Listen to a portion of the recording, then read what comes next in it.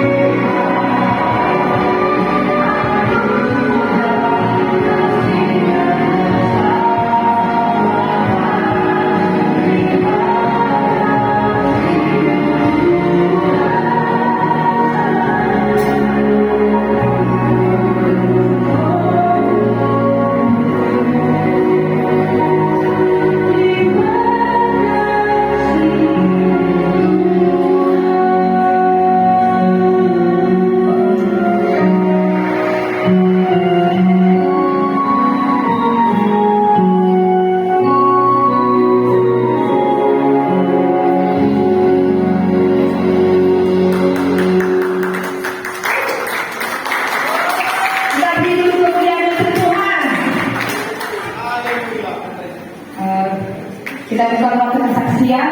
Siapa yang mau minta permohonan doa? Ujian nasional dalam bidang profesi saya, profesi apoteker. Nah, sebelumnya bulan 12 itu TO nasionalnya, TO itu tryout.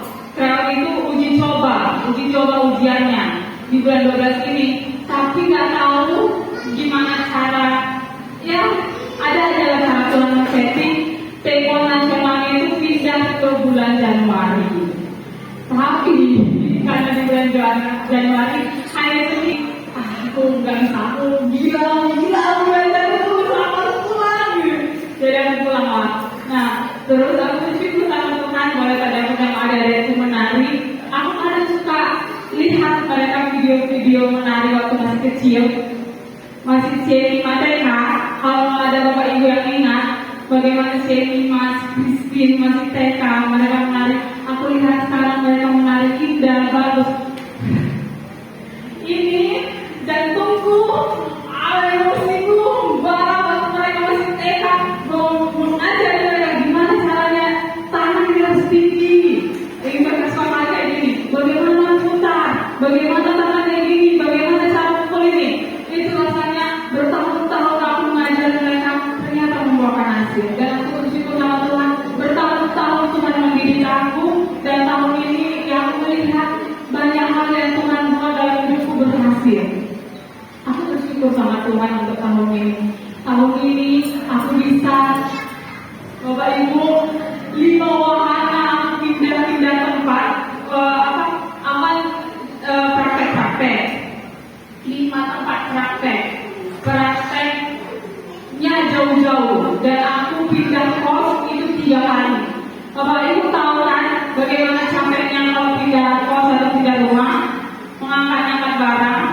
Saya lihat dulu Pak Kusimo ini mengangkat-angkat barang 2 koper, mengangkat barang-barang perabotan dapur.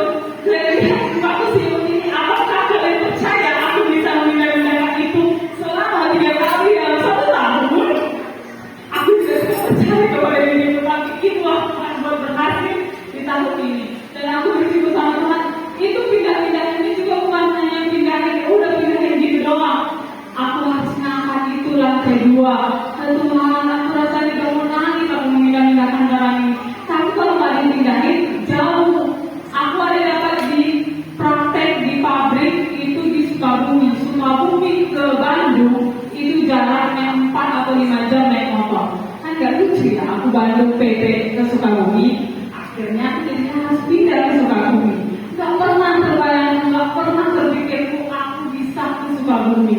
Dan di Sukabumi itu aku bertemu sama pendeta yang menghabiskan Bapak. Gak pernah terbayang sedikit pun Bapak aku ke Sukabumi. Tapi aku bisa ke Sukabumi. Aku ada berdoa sama Tuhan, aku gak mau pindah-pindah dari Bandung ini. Tuhan tolong, aku capek pindah-pindah. Tapi Tuhan kasih aku pindah-pindah. 3 kali aku pindah-pindah bawa motor. Aku bersyukur sama Tuhan, dimampukan Tuhan. Yang kedua, waktu aku merantau di Bengkulu, aku kan tinggal sama anak aku. Ada seorang abang yang tahun lalu meremehkan aku lah. Aku kan merantaunya di Bengkulu. Merantaunya kan masih ada anak tulangmu yang masak-masakin kau. Nggak merantau itu katanya. Nggak merantau, aku nggak percaya sama mau bisa supaya merantau. Puji Tuhan, aku udah tahu pilih aku. Setiap hari aku bingung Tuhan, aku ini masak apa ya? Akhir besoknya aku bingung lagi. Apa ya yang masak telur terus? Masak itu setiap hari kan gak lucu ya? Makan itu setiap hari kan masak apa ya? Buah lah, entah yang goreng lah. Besoknya masak apa ya? Tiba-tiba kayak kemarin aku pernah. Kadang-kadang aku masakan soto nantulang ini, tanya lah, nantulang kayak mana cara masak soto nantulang, dikirim lah masak soto aku. Terus aku berpikir lagi, masak apa ya? Aku kangen lah risa-risa bapakku, wala risa-risa. Jadi aku ini yang dari tidak pintar memasak, ya setidaknya masih bisa lah makan hidup, makan itu diri sendiri. Tapi kalau bapak ibu bilang masak untuk kalian, kayaknya ya kalian tidak mau makannya. Ya terima kasih. Saya masih belum bisa, masih belajar ya. Saya bersyukur sama Tuhan dari yang nggak tahu masak dipaksa harus bisa masak karena itu Bapak Ibu, aku ini udah kayak ibu sekarang jadinya. Kalau satu hari aku makan di sana saya dapat 10.000, minimal paling sih 15.000 atau 20.000 sekali makan, kali 3 kali 60 kali 30 hari. Tahu uang makan itu hanya untuk makan aja, nggak bisa aku beli lipstick bu, nggak bisa aku beli tidak bu, jadi apa harus masak supaya hemat, gitu kan? Nah, aku disuruh sama Tuhan dari pertama Tuhan membentuk aku bisa aku pindah-pindah 3 kali pindah kos, 5 wahana 3 tempat, aku bersyukur sama Tuhan bisa dimampukan Tuhan. Yang kedua, Tuhan mampukan aku bisa aku survive masak untuk diriku sendiri, untuk diriku sendiri, untuk diriku sendiri selama 1 tahun ini. Terus aku bisa ada banyak hal yang Tuhan lakukan dalam hidupku. Aku bersyukur sama Tuhan. Kalau tahun lalu aku diremehkan oleh orang itu, gak percaya mau bisa survive, aku mau tahu ya setidaknya aku bisa bilang lah, puji Tuhan bisa. Gimana ya, tahun ini benar-benar luar biasa tantangannya karena tidak positif sih. Kalau yang lainnya tak ada masalah. Dan itulah semua anugerah Tuhan itu bisa terjadi karena tahun demi tahun Tuhan mendidik aku. Tahun demi tahun Tuhan mendidik aku. Enggak langsung memang dilempar Tuhan. Kayaknya Tuhan kasihan sama aku kalau aku langsung dilempar neraka sendiri. Memang kalau aku akui kayaknya dia gak ada yang super. Bisa langsung pertama dia merata sendiri, kalau aku gak bisa. Makanya Tuhan kasihan sama aku, lipat aku dulu merata sama aku, baru aku merata sendiri. Kalau aku merata sendiri gak hidup. Tapi aku bersyukur Tuhan dididik Tuhan aku lewat itu, dan akhirnya aku bisa merata sendiri. Semua karena anugerah Tuhan kan. Semua karena kebaikan Tuhan. Dan aku minta semangat doa Bapak Ibu, itu tadi bersyukur saya ya untuk tahun ini, dan aku minta doa untuk tahun depan. Selesai, tinggal dikit lagi lah selesai, udah tinggal ujian nasional lah. TO nasional tanggal 18 Januari. Ujian nasionalnya yang kan berhenti karena di sana pelan-pelan soalnya kan gitu. Oke, dah.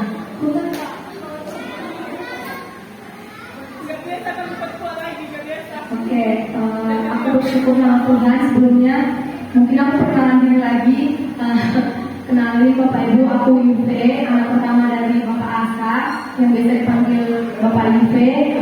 Puji Tuhan, aku kuliah di Jogja dan sekarang aku semester 3. Aku mau bersaksi Bapak Ibu. Jadi untuk apa ya? Aku Bapak Ibu, aku adalah manusia yang nggak bisa kemana-mana sendiri. Jadi harapanku sebelum berangkat ke Jogja adalah ini.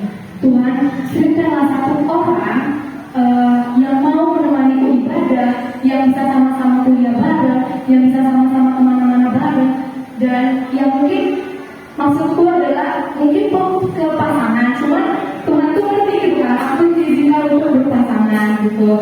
Jadi Tuhan mengirimkan adalah temanku Bapak Ibu. Jadi Bapak Gembala sama Ibu Gembala waktu ke Jogja udah bertemu sama namanya Tere, dan habis juga udah kenal dekat banget sama Tere. Apa ya Bapak Ibu, dia adalah orang yang nggak karismatik gitu. Jadi aku nggak tahu ya gimana cara ngajaknya ibadah, tapi aku cuma bilang gini, Tuhan bilang aku gereja, aku bilang gitu karena aku nggak bisa ibadah sendiri, rasanya aku nangis gitu. Kayak tiap tahun, tiap hari ibadah itu selalu sama berdua. Sekarang aku sendiri gitu. Dan Tuhan izinkan Bapak Ibu Tere sampai detik ini masih berteman baik denganku. Bahkan berbeda sama si Yabes judulnya, si Yabes keluar temannya sampai sekarang gitu. Tapi aku sama dia selalu bareng kemana-mana bareng. Kayak lihat dari orang kebenaran beda prodi, tapi satu fakultas, dan dia juga teknik lingkungan sama teknik lah gitu kami. Dan yang kedua Bapak Ibu adalah aku adalah manusia yang cengeng, dan aku ketemu temanku si Tere yang sangat kuat gitu. Jadi apa ya Bapak Ibu, kayak kalau kami mau apa itu tuh ada namanya asesian. Nah, kalau kita mau asesian Bapak Ibu, kita harus siap dimaki sama asesnya. Dan ternyata Bapak Ibu itu asli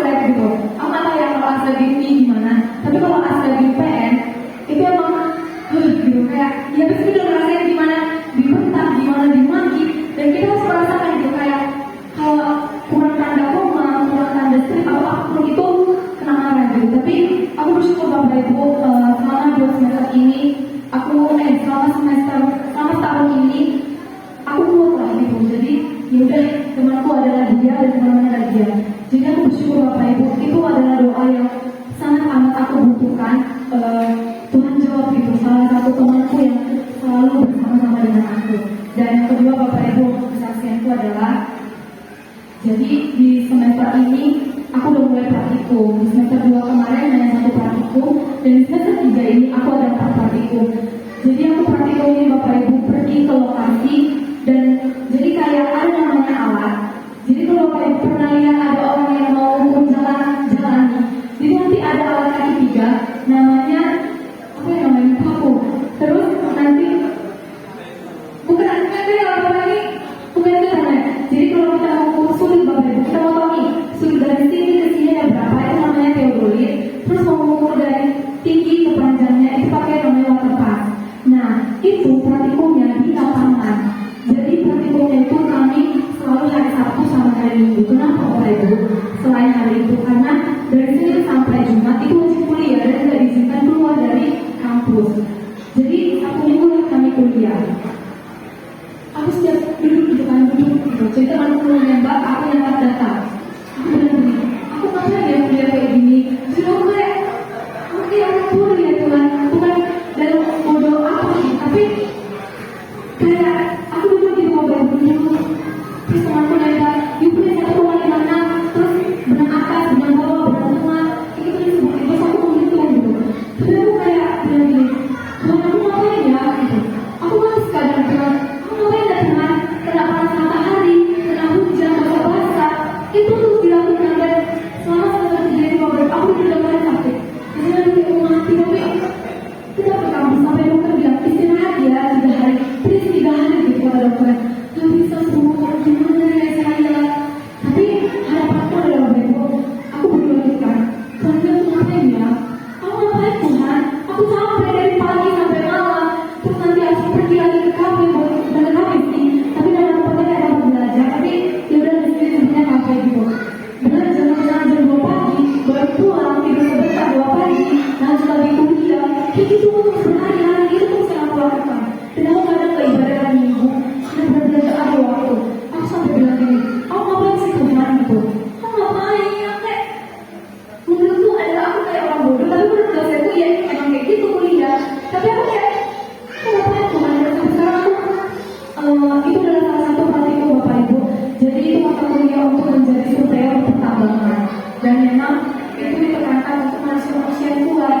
Tapi aku dilatih Tuhan untuk menjadi manusia yang kuat itu. Tapi aku bersyukur Bapak Ibu selama aku praktikum mau sama Bapak sering kali nelfon karena aku jarang nelfon. Karena aku ditelepon kan, halo Ma, gitu. Aku masih praktikum malam-malam. Mungkin kalau Bapak, aku nggak tahu ya dalam pesan sama Bapak, mungkin si Peri bohong lah praktikumnya sampai malam. Mana ada kuliah sampai malam? Mana ada kuliah sampai jam 11 malam? Mana ada gitu? Dan kadang kalau Bapak telepon, saya bilang ini masih di luar kampus, masih praktikum dan apa ya Bapak Ibu? Kadang Mama juga telepon, aku lagi nangis gitu. Aku bersyukur Tuhan, aku bersyukur kepada Tuhan gitu kan. Setelah setiap aku nangis, Tuhan tuh mengerti gitu kan. Oh aku capek, aku lelah, dan Mama itu izinkan Tuhan untuk telepon aku gitu. Jadi aku selalu curhat cerita sama Mama gimana apa yang aku rasakan gitu. Jadi Bapak Ibu, aku berdoa, aku minta doa. Kamu tanya di sini. Nah itulah makanya. Jadi tetaplah andalkan Tuhan. Ya apapun yang kalian lakukan di sana di perantauan sana, tetaplah andalkan Tuhan. Ya tetaplah rendah hati. Ya kita bawa terus dalam doa ya. Bila nanti kita lihat boleh Tuhan tolong, tapi melancarkan semuanya. Ya apa yang kita cita-citakan nanti Tuhan menyenangkan. SUP katanya tak mau kerja lapangan, bisa aja kita doa sama Tuhan. Ya dia kerja kantor dia kan dalam kantor komputer begini. Siapa gitu kan? Memang enak sih daripada lapangan kan. Ya kita bawa semuanya itu dalam doa. Ya aku bersyukur juga sama Tuhan ya Bapak Ibu. Aku ada saat ini berdoa Tuhan. Aku mengucapkan selamat Natal dulu buat kita semuanya dari keluarga Bapak Saskia. Kami mengucapkan selamat hari Natal buat kita semuanya. Amin. Selamat hari Natal. Ada di tempat ini Bapak Ibu. Aku ada yang nggak kenal sama aku pasti udah kenal ya. Baru pertama ini aku tampil di depan ini. Ini semua karena Tuhan. Sebenarnya aku melawan ya. Gak mau aku di depan ini.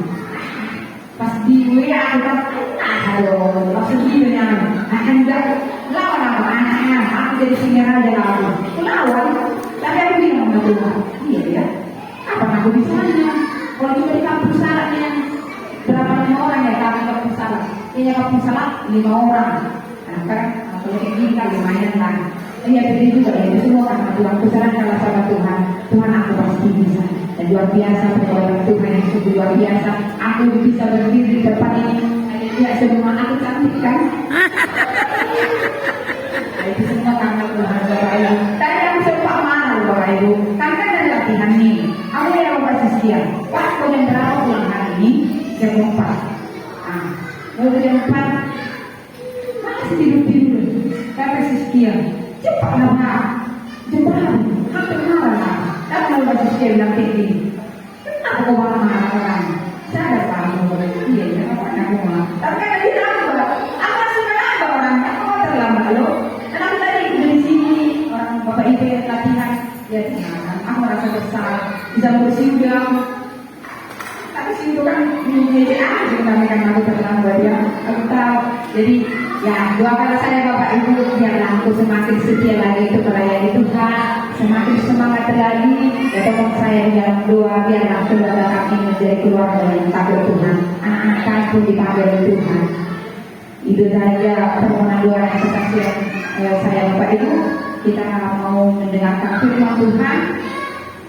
Saya undang Bapak Ibu kita berdoa. Firman dari manusia.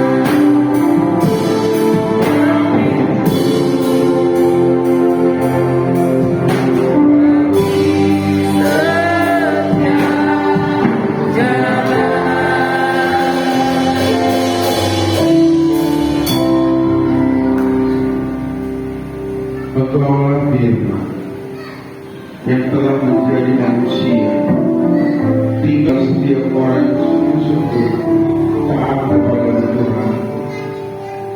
Bapak hari ini kami mau belajar tentang ketaatan Maria itu. Betapa bahagia hidup orang yang taat. Ada kehiburan yang dari Tuhan bagi orang-orang yang taat. Kami mau belajar taat seperti Yesus. Tuhan, tolong kami semua yang hadir pada malam ini. Peganglah roh kami, jangan hati kami Tuhan. Ya Tuhan, aku itu kami serius dan sungguh-sungguh dalam ibadah ini. Sebagai itu kami pulang, kami boleh menjadi orang-orang yang mengenal Allah. Kami mengenal pribadi Tuhan. Melalui nafas ini kami mengenal pribadi Tuhan. Aku berharap kepada Tuhan. Aku berharap kepada Roh Kudus. Terima kasih Tuhan dalam perkataanmu kepada hamba-Mu. Segala pekerjaan iblis yang membuat pikiran kami berputar-putar, mau main HP, mengantuk anak-anak yang menggoda sehingga orang tua menjadi tidak serius untuk beribadah. Aku patahkan segala pekerjaan iblis dalam nama Yesus. Amin. Aku rindu Tuhan hadirat atas segala. Terima kasih Tuhan. Dalam nama Yesus. Haleluya. Amin. Pada waktu itu Kaisar Agustus mengeluarkan suatu perintah menyuruh mendaftarkan semua orang di seluruh dunia. Inilah pendaftaran yang pertama kali diadakan sewaktu Quirinius wali negeri di Syria. Maka pergilah semua orang mendaftarkan diri masing-masing di kotanya sendiri. Demikian juga Yusuf pergi dari kota Nazaret ke Galilea, kota Daud yang bernama Bethlehem, karena ia berasal dari keluarga dan keturunan Daud, supaya didaftarkan bersama-sama dengan Maria tunangannya yang sedang mengandung. Ketika mereka di situ, tibalah waktu bagi Maria, dan ia melahirkan seorang anak laki-laki, anaknya seorang, dan dibaringkannya di dalam palungan, karena tidak ada tempat lagi. Di daerah itu ada gembala-gembala yang tinggal di padang menjaga kawanan ternak mereka pada waktu malam. Tiba-tiba berdirilah seorang malaikat Tuhan, dan kemudian Tuhan bersinar meliputi mereka, dan mereka sangat ketakutan. Lalu kata malaikat itu kepada mereka, "Jangan takut, sebab sesungguhnya aku memberikan kepadamu kesukaan besar. Hari ini telah lahir bagimu juru selamat, yaitu Kristus Tuhan di kota Daud. Dan inilah tandanya bagimu, kamu akan menjumpai seorang bayi dibungkus dengan lampin dan terbaring dalam palungan. Dan tiba-tiba tampaklah bersama-sama dengan malaikat itu sejumlah besar para tentara surga yang memuji Allah katanya, kemuliaan bagi Allah di tempat yang maha tinggi, dan yang sejahtera di bumi di antara manusia yang berkenan kepadanya.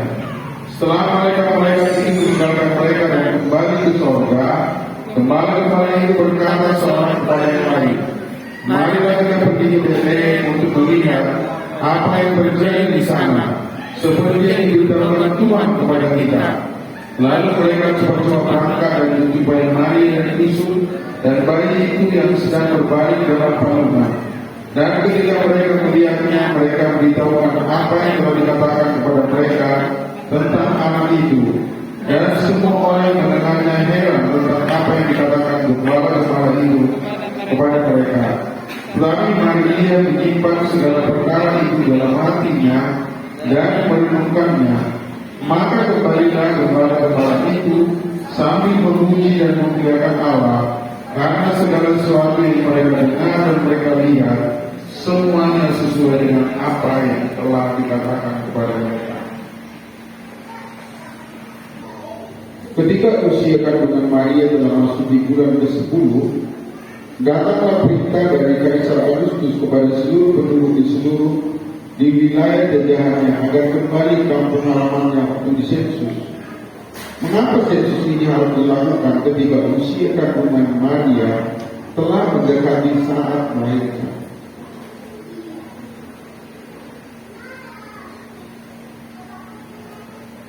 Ada pertanyaan, apa ya?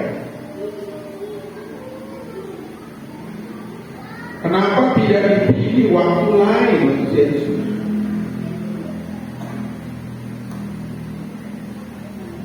Kenapa harus momen yang tepat dengan usia kehamilan Maria. Kalau membaca ini kita terbentur kepada satu pikiran ini. Di mana Tuhan? Kenapa Tuhan tidak membuat situasi yang mudah?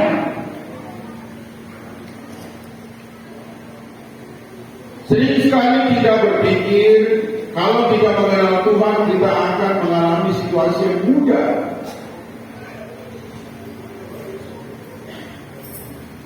Saya begitu banyak ketemu dengan orang Kristen dan permintaannya satu saja. Saya ingin Tuhan melancarkan semua yang menjadi urusan saya. Banyak orang datang ke gereja ini tujuannya satu, supaya dilancarkanlah. Perekonomian dilancarkan. Apalagi rumah tangga yang bermasalah atau gimana, ya ditolonglah. Kalau pendidikan dibuat, ya gampanglah. Kalau mau pesta, ya semua baguslah.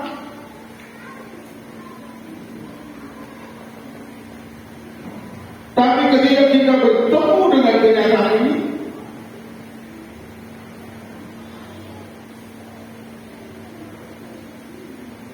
kenapa ya?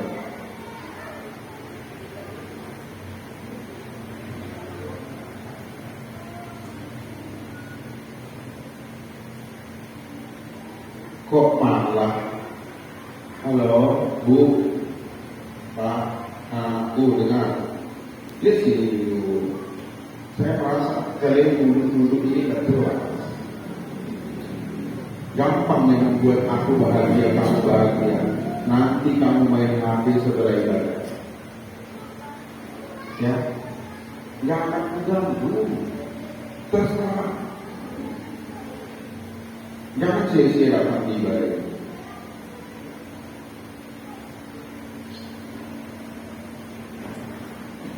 Kenapa ya?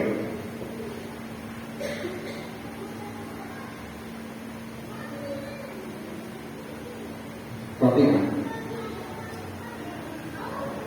Anak yang harus dilahirkan ini akan disebut anak Daud. Kalau anak Daud lahirnya di Bethlehem, karena demikianlah dibuatkan oleh Nabi Mika, bukan lahir di Nazaret. Nah ini, supaya ngerti. Waktu Maria mengandung, dia mengandung di satu kota namanya Nazaret.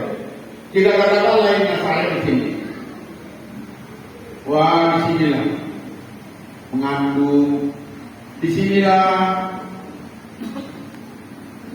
malaikat datang memberitahu bahwa nanti akan lahir raja di atas segala raja di dalam kandungan si Maria. Tapi dengar, yang lahir ini nanti harus lahir di Bethlehem. Wah, di sini di mana? Di Nazaret. Wah, mereka harus jalan ke sana. Jalan ke sana. Dalam keadaan mengandung 9 bulan. Kalau secara umum melahirkan itu 9 bulan 10 hari. Makanya saya tulis bulan ke-10.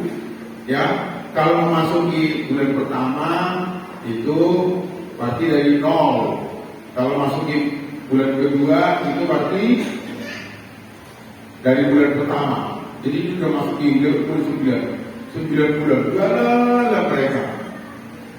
Menurut penelitian, perjalanan ini kira-kira 600 km. Jadi, ya kalau mungkin Bapak si Habe yang muda ya jalan itu, atau mungkin Bapak setia, mungkin bisa menempuh berapa hari orang waktu itu.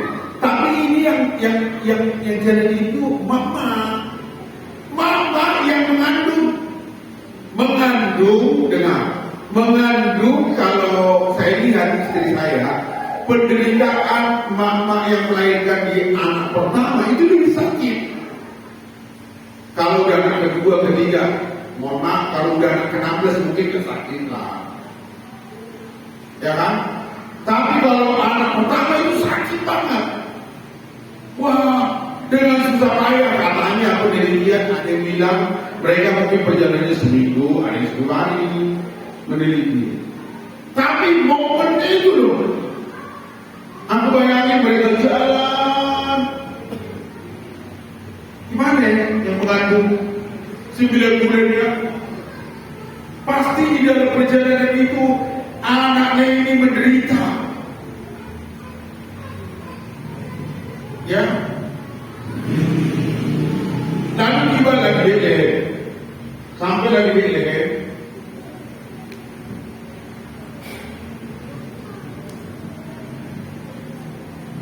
Wah, lega perasaan siapa?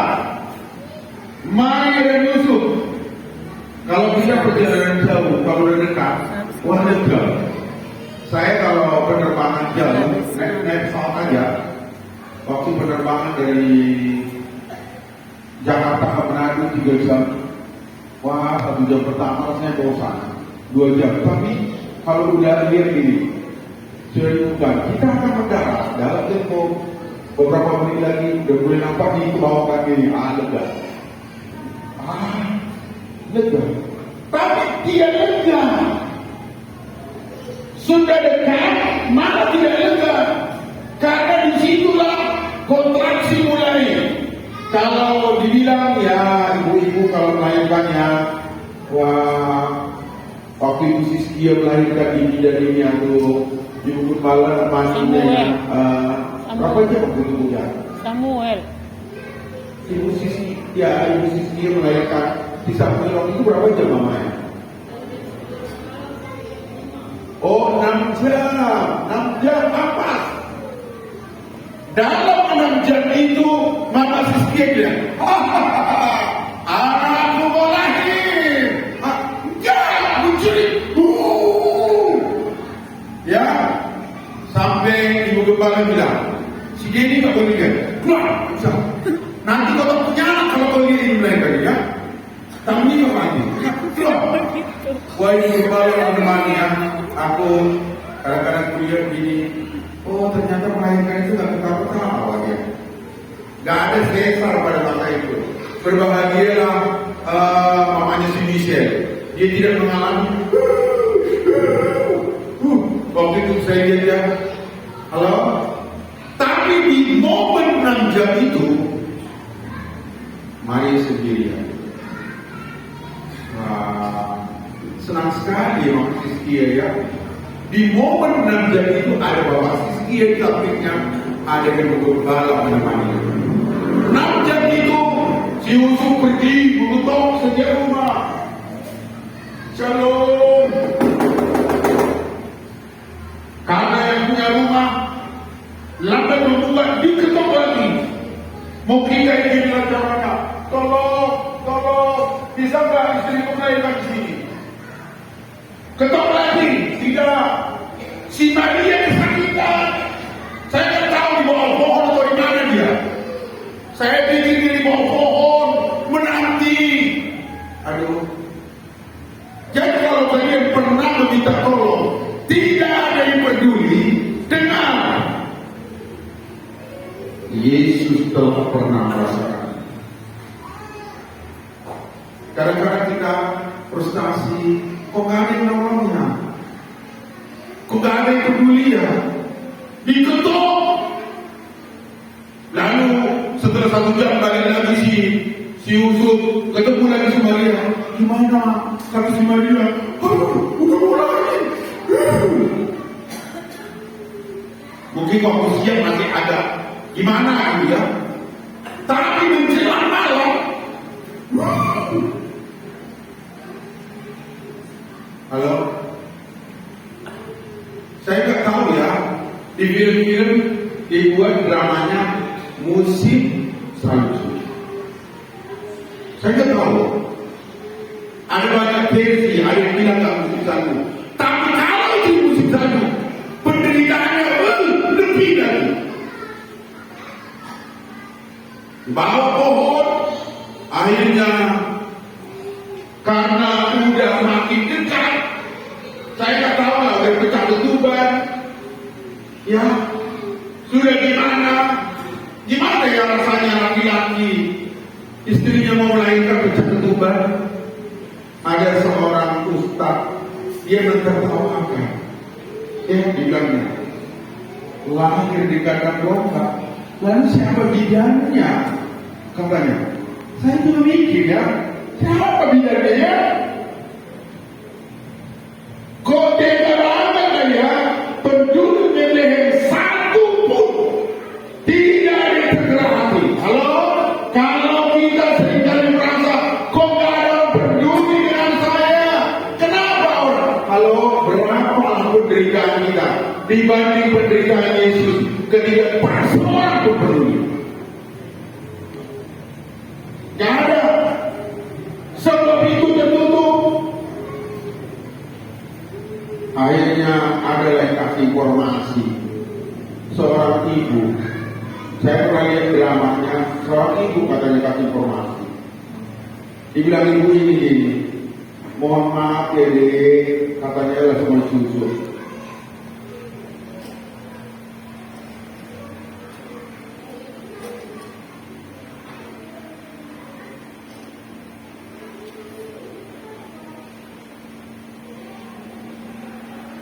Rumah kami penuh.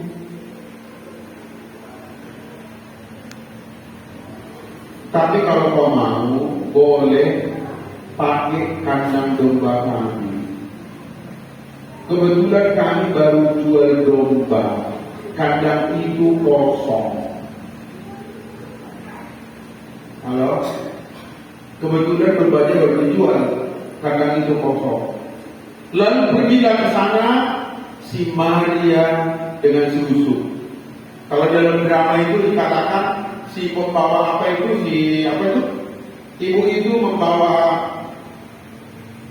membawa sulung ke kandang itu, lalu si Yusufnya menyalakan api unggun, bekas ranting-ranting makanannya domba itu, lalu di kandang itu lah Tuhan Yesus lahir. Kok gini kali ya? Halo, Bapak Ibu, kalau saya menulis di situ saya sadar Tuhan tidak menyediakan jalan yang mudah bagi orang yang taat. Tuhan itu bisa loh membuat jalan yang mudah. Dengar, Tuhan itu bisa membuat jalan yang mudah, tapi kali ini Tuhan tidak membuat jalan yang mudah. Karena jalan yang mudah itu tidak menunjukkan ketaatan. Taat itu di mana? Di tempat yang sulit. Anak-anakku, halo. Kalau orang tuamu itu keras kejam, disitulah nampak ketaatan itu sebenarnya ada nggak dalam dirimu. Kurasa kalau Pak Prabowo presiden, sama Presiden Prabowo, si Didi, gak susah. Apa susahnya taat? Karena hidupmu dilayani, ya kan? Taatnya apa? Tapi kalau hidup itu sulit, baru dari situ perjuangan untuk taat itu. Demikian juga dengan kita, saudara-saudaraku. Halo, kalau masih berpikir masuk ke surga itu adalah jalan yang mudah, itu salah. Jadi setiap orang yang tidak siap, tidak rela menderita, itu gak mungkin masuk ke surga. Gak mungkin. Jalan ke surga itu aja udah digambarkan sebagai sesuatu yang sakit, sempit dan sesat. Kalau semangat bilang, aduh, dibakar, panas, baru segini. Ya, halo. Kemudian saya lanjutkan. Bagian kedua, tidakkah Allah mampu membuat situasi yang lebih nyaman bagi Maria untuk melahirkan? Tentu saja berjalan menuju Bethlehem dalam keadaan hamil dua merupakan tantangan yang sulit. Namun sekalipun keduanya tidak memahami rencana Allah, mereka tetap tahu. Ini yang luar biasa. Ini yang luar biasa. Coba saja kalau si Maria dan si Yusuf tidak berangkat dari Bethlehem, dari Nazaret. Bisakah mereka tidak berangkat? Di sini aja mereka. Hei, semua harus mensensus. Si Maria dan Yusuf bilang kita mau pergi. Kenapa?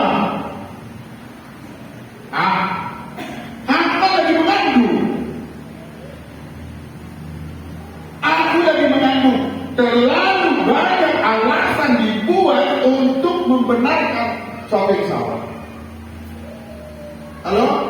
Aku lagi mengandung. Mana bisa aku jalan? Bagaimana kalau lahir nanti jalan? Ngapain kita harus pergi? Ngapainnya? Ngapain mereka? Adik-adik ingat apa yang saya bilang?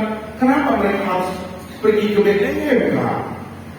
Kalau Bapak, siapa yang tahu kenapa mereka harus pergi ke Bethlehem? Iya, ini harus lahir di Bethlehem. Yesus tidak boleh lahir di tempat lain. Kalau dia lahir di tempat lain, nubuatan Nabi Mika batal.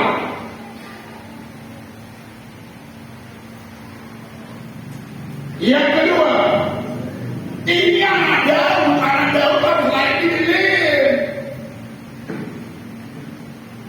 Jadi aku merenung untuk mentaati maunya Tuhan itu, aduh rumit kali.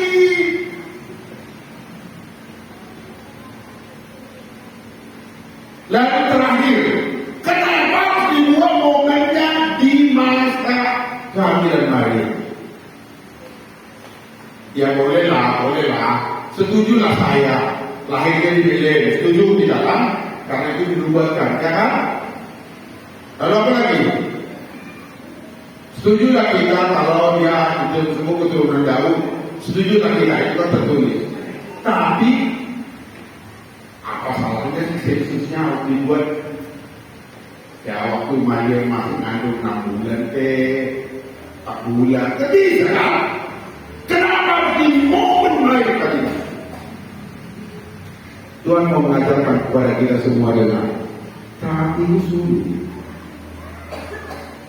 Kalau Tuhan lagi mengajarkan, nanti kalau kita lihat, saya tak tahu ya, apakah besok kita akan belajar dari hari Sabtu tentang ketaatan Tuhan Yesus. Tapi bagaimana ketaatan Tuhan Yesus itu sebabnya dia menderita sampai mati di kayu salib.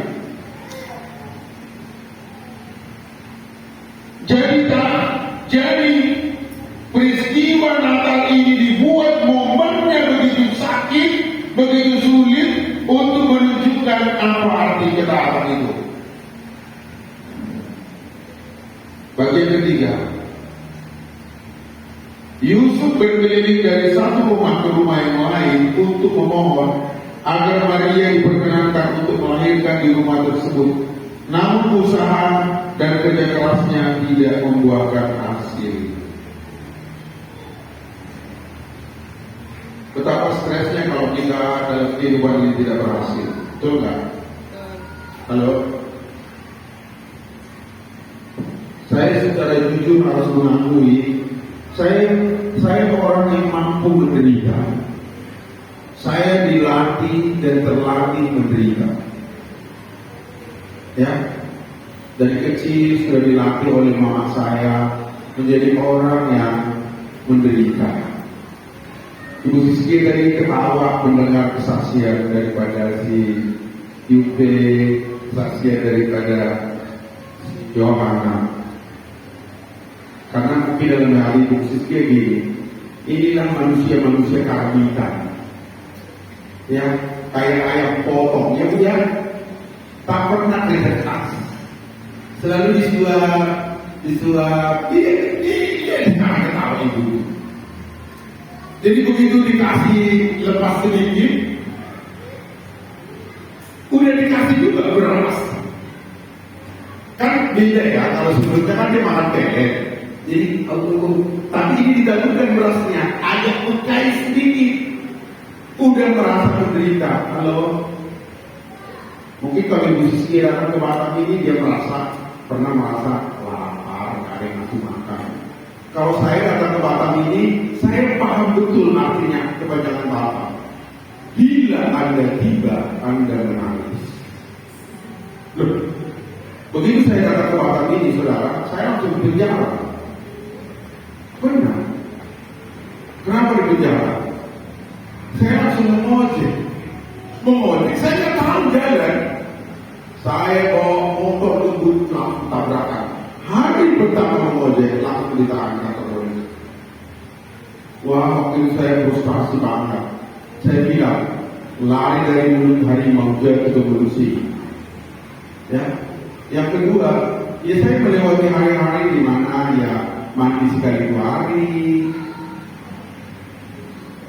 mencuri air, jam 2 malam kita mandi. Di mana air lagi? Orang semua tidur semua, baru kita kayak maling keluar. Karena digembok semuanya, kita hancurkan gemboknya, dan tiba-tiba mandi lagi persislah kayak mandi, kayak setan mandi di tepi danau. Benar saudara, pergi. Kali di Barat sama lah begini. Numpang di rumah orang, anak orang satu kamar. Yang punya rumah langsung dia tensi tinggi karena dia air habis kalian mandikan. Pergi kalian dari sini. Aduh, pergilah ke Ruli. Kalau musisi mungkin nggak ketemu lagi kayak gitu. Kalau saya datang ke Batam ini atapnya atap getah.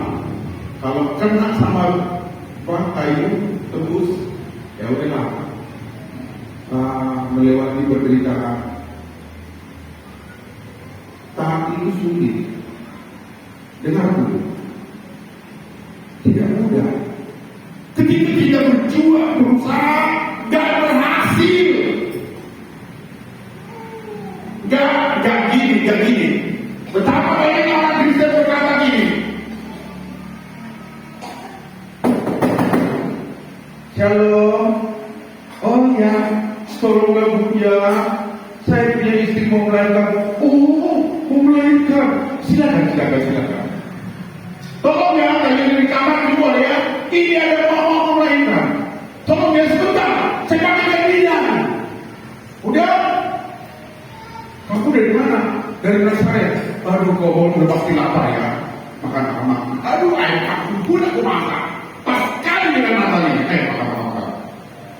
Ya, kebetulan kayak masak ayam kampung. Makanya aku ingat. Halo? Apa lagi? Maunya? Ya udahlah, di sini akan ingat berapa hari. Kan maunya itu. Tapi ketika kita berhadapan dengan realita, kita bertahan melakukan perintah Tuhan, tapi bertemu dengan begitu banyak benturan. Di mana Tuhan itu?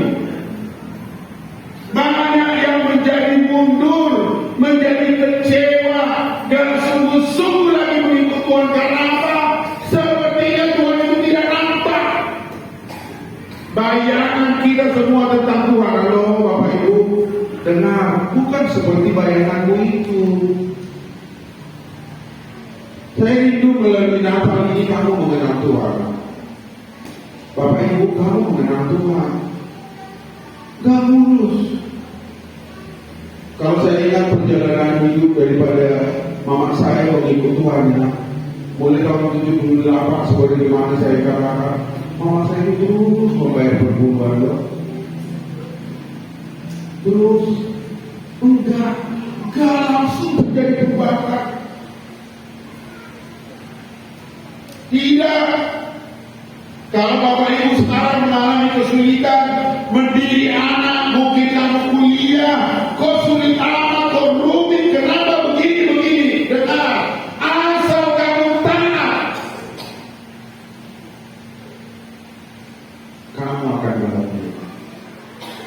berjanji begini, orang yang menabur dengan bersusuran air mata akan menuai dengan bersorak-sorai. Mengikut Tuhan bukan main lotre. Banyak orang mengikut Tuhan coba-coba. Kalau pendeta saya dulu dia bilang gini, dua pendeta saya ajarkan sama saya, kalau kita bercambuk duri, dibilang apa? Bahasa Bataknya dibilang gini, unang golok ria-ria. Kalau kamu nyambung duri, jangan gini, ku pegang gak ya? Ku pegang gak ya? Ku pegang gak ya? Pegang sekuat-kuatnya, walaupun tanganmu terluka, pegang, tarik sekuat-kuatnya. Bukan pegang gak. Berapa banyak jemaat kita kalau saya lihat mengikut Tuhan ini, datang dulu sebulan doa, setiap Senin doa datang, setelah sebulan dilihatnya nggak ada perubahan, mulai malas. Ada yang coba-coba bayar perbulan sekali, 2 kali berhenti, 3 kali berhenti. Halo? Ada yang coba-coba 2 pagi. 2 pagi. Minggu pertama semangat. Minggu kedua semangat. Minggu ketiga semangat. Minggu keempat hilang. Karena apa? Pikirannya mengira bahwa kalau mengikut Tuhan semuanya akan menjadi instan, gampang. Ketika bertemu dengan kegagalan, dia bilang, apalagi kalau dengar khotbah-khotbah di YouTube tentang mujizat, lalu menjadi frustasi Bapak Ibu.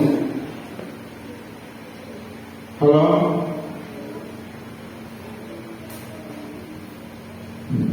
Aku gak, ketika aku menulis ini ya, yang paling sakit dalam hidup ini rasa tertolak.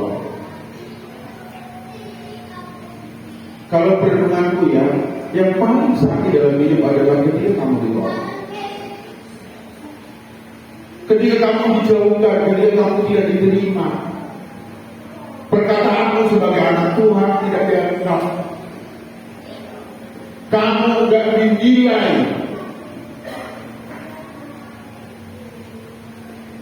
Sakit loh itu.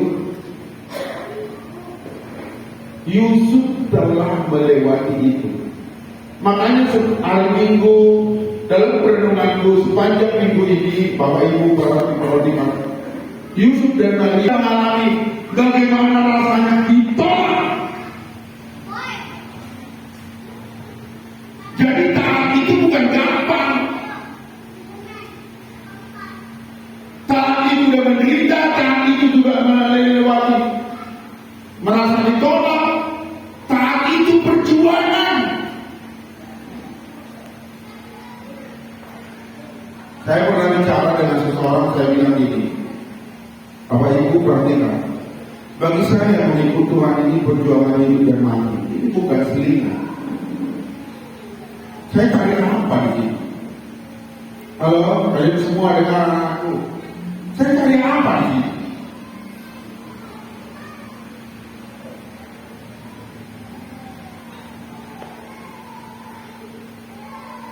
Kadang-kadang kalau saya naik speedboat dengan anak saya si Mima, waktu itu pernah kami mengalami rasa ditolak, rasa kecewa, ya. Kami naik speedboat, waktu itu awan hitam. Anak saya berkata gini, lihat,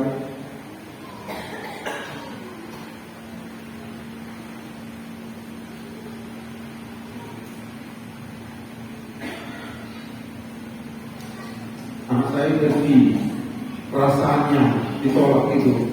Kalau anak saya bilang gini, Pak, kok gini kali kita bayarnya? Kita keluar tenaga, kita keluar waktu, kita keluar dana, kita lelah. Itu apa kita kerjakan ini? Kata anak saya. Lalu lalu saya nyanyi gini. Lakar langit biru pada mahkotaku. Lalu saya bilang ini, iya ya, di balik awan ini yang kita cari.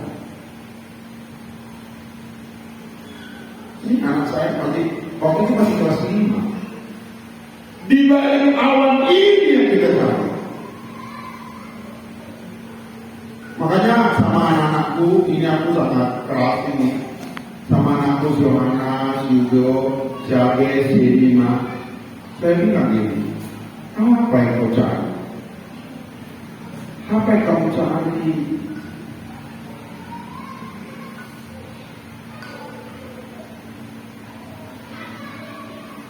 Kalau di lupa aku saya bilang gini, kalau mau cari kekayaan artinya, orang-orang agama Buddha yang paling kaya di Indonesia. Di pulau-pulau itu orang Chinese-nya penyembah patung kaya raya semua.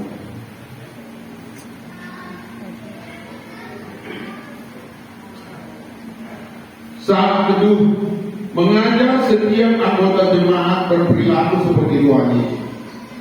Kenapa ya Pak Kepala ini begitu motor?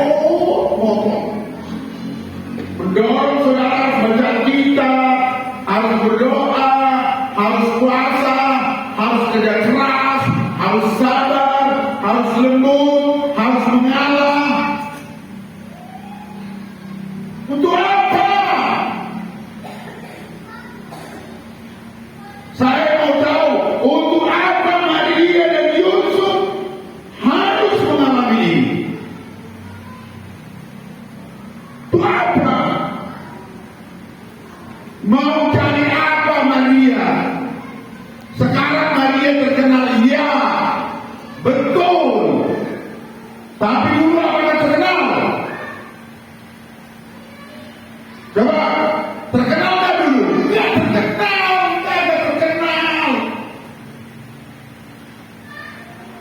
Maria dan Yusuf tidak ada dapat upah apapun di dunia ini melewati seluruh penderitaan. Gak ada apa? Apa buatnya? Apakah Yesus kalian pikir pemimpin besar? Tidak. Waktu Yesus disalibkan, dia disebut penjahat. Hanya pengikut segelintir yang tak seberapa itu mengikuti Tuhan. Orang Yahudi berteriak, salibkan dia. Tapi Bapak Ibu, saya selalu menekan anak saya. Nah, yang ini sebentar rapuh. Halo, Bapak Ibu yang baru datang hari ini, kamu mendengar khotbah saya ini, dengar. Hidup di dunia ini rapuh. Kamu tidak tahu apa yang akan terjadi di masa depan. Tapi kalau hatimu melekat kepada Tuhan, menyatu dengan Tuhan, dia bertanggung jawab. Mama saya nggak tahu loh, apa artinya mengikut Tuhan ini. Karena nggak ada bertahun-tahun kami nggak ada yang mujizat loh. Benar, ada lah sekali-sekali. Tapi saya melewati masa kecil itu makan ubinya tiap hari. Halo. Tapi walaupun makan ubi, mama saya tidak pernah absen bayar perbulan. Walaupun didoakan, Tuhan akan membuka pintu lagi, menjaga perlahan-lahan. Tidak dialami oleh mama saya bertahun-tahun, tapi tidak pernah berhenti kesedihan. Karena pendeta-pendeta pada waktu itu bukan mengajarkan, karena semua waktu itu cuma aku yang miskin. Halo? Kalau sekarang kalian bisa lihat, kalau setia bayar perbulan, lihat keluarga KIP diberkati Tuhan. Kalau dia setia bayar perbulan, lihat keluarga Bapak Skabel diberkati Tuhan. Waktu itu tidak ada, miskin semuanya.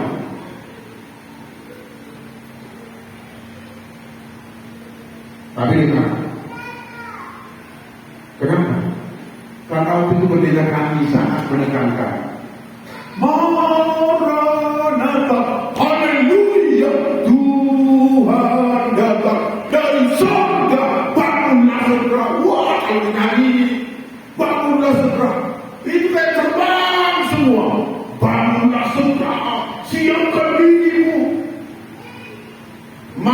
semua terbang.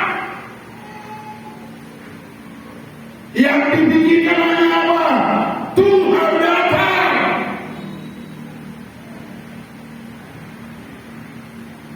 Kalaupun ada sedikit harta saya, dengar, kalau mati saya, tolong, pasti tidak akan ada sedikit pun yang akan menyertai dalam peti mati. Paling ada jas saya di situ, kemudian teman saya dikirim mati.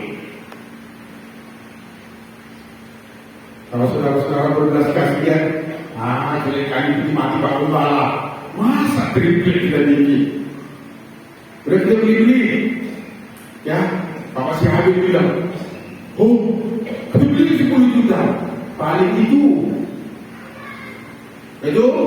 tutup, masuk, kepikir gak saudara? Akhirnya kita, kalau saya dengar semalam khotbah di begini, akhirnya kita sendiri ya,